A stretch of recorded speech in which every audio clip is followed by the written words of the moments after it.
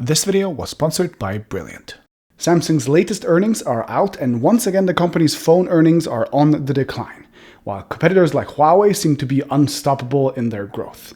This sounds a little worrying for Samsung, but in the 38th episode of the Story Behind series, I'd like to argue that the company is actually letting their phone business slip intentionally, and so are other similar companies like Sony as well.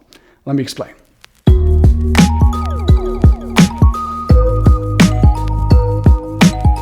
I know it might sound strange to say that the king of Android would be pivoting their attention away from smartphones, but I think there are some pretty clear signs if you know where to look. So let's start with this one.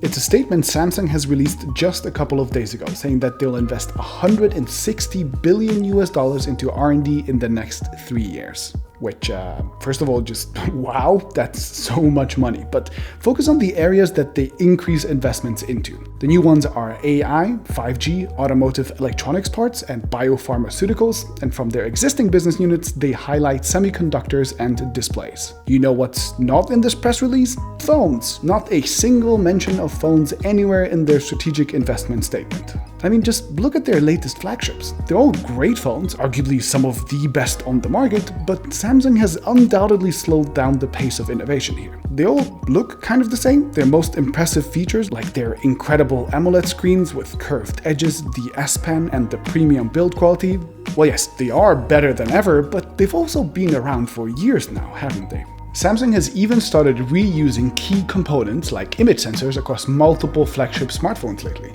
All signs that they're kind of dialing down on the aggressive phone hardware innovation that we're used to from them. And all of that while the competition has really stepped their game up. Triple cameras by Huawei, in-screen fingerprint readers by Vivo, motorized cameras and bezel-less screens by Oppo and Vivo, super fast charging called SuperVOOC by Oppo, and the list just goes on. These are all things that just a few years ago we would have expected Samsung to pioneer, but instead they let the competition run with it. Now, I ran some polls on my Twitter account because, I thought maybe I'm subconsciously biased or maybe it's all just in my head, but you people seem to agree as well. Only 11% of you said that the Note 9 was straight up innovative, while 27% of you said the same thing about the Huawei P20 Pro. Now remember, more innovative does not equal better, but it seems like Samsung just isn't trying as hard as Huawei and the others. Which shows in sales figures too. Galaxy phone sales decreased year over year by 8.3 million units last quarter, and Samsung's market share slipped by 2% as well, while Huawei was growing and now claims to plan to take over Samsung by the end of 2019. That's not some distant future, that's next year. Which all begs one question: why is Samsung de-emphasizing smartphones? I think the answer is actually quite simple. Making smartphones is becoming less and less profitable over time, whereas making other stuff like semiconductors, memory modules, displays and so on is becoming more and more profitable. So Samsung is simply shifting their attention from one to the other. The most obvious bad sign for phones is that smartphone sales globally have started shrinking, and they've continued to shrink for 3 quarters in a row now, showing that developed markets like North America and Europe are completely saturated, and even China saw declines. Although they have had 4 consecutive quarters of decline now. The only markets with real growth are developing ones like India, where everyone is super price sensitive and profits are basically non-existent. Phones are kind of becoming like PCs. Sure, they're super important and we still use them all the time, but we don't really need to buy a new device every year or 2 anymore. And not only is the market size shrinking, making a profit is also becoming more and more difficult.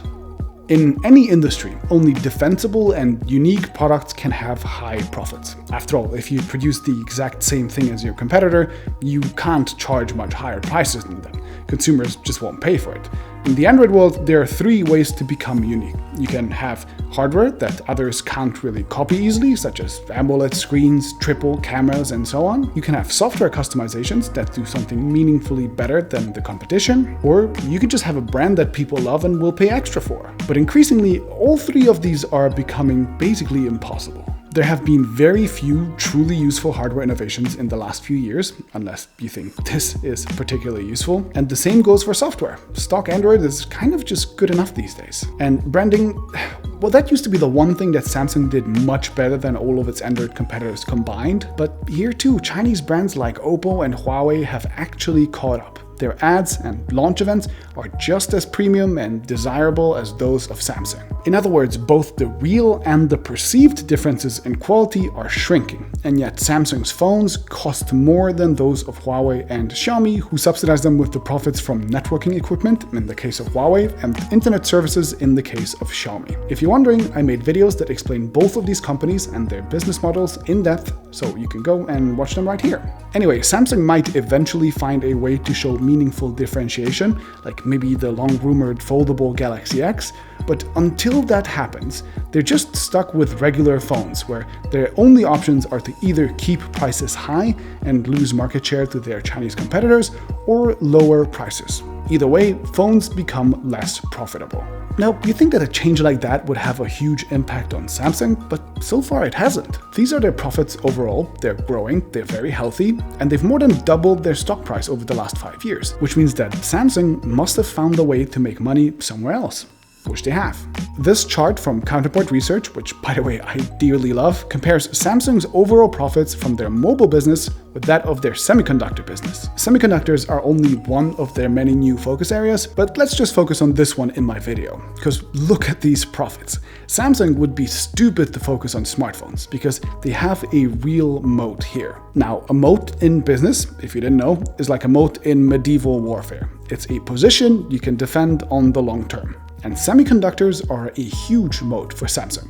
They are years ahead of their competition in both capacity and technological know-how, especially when it comes to memory chips. They have overtaken Intel to become the world's largest chip maker, and they're working on soon overtaking Sony to become the largest maker of image sensors too.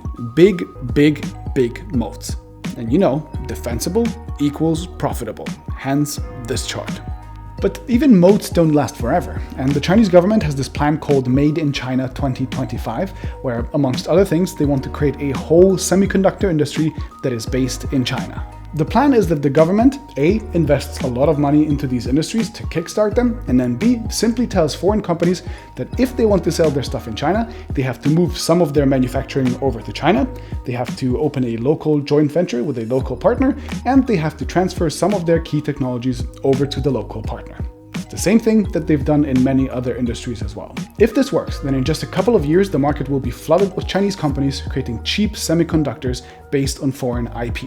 So Samsung has to invest lots of money now to be able to pull ahead enough to be able to survive that.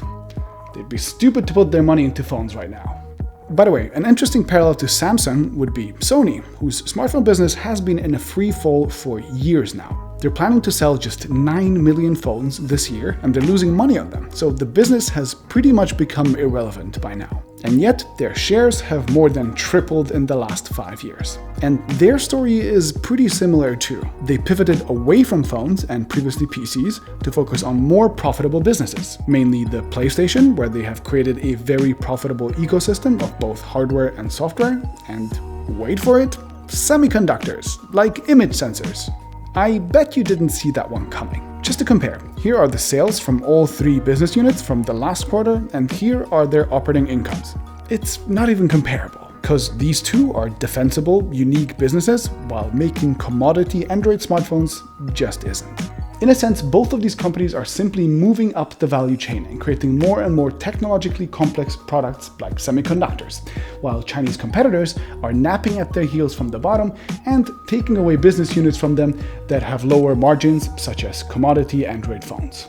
Complex technical know-how is what gives these companies their real competitive advantage. If you would like to move up the value chain yourself by mastering difficult areas like computer science, then check out Brilliant, a problem-solving website that teaches you to think like a computer scientist. Instead of passively listening to lectures, you get to master concepts by solving fun and challenging problems. Brilliant's thought-provoking content based around breaking up complexities into bite-sized understandable chunks and then making you solve exercises will lead you from curiosity to mastery. Go to brilliant.org/TechAltar to start learning for free, and the first 200 people who sign up for a premium account get 20% off. And if you use this link, it really helps my channel out as well.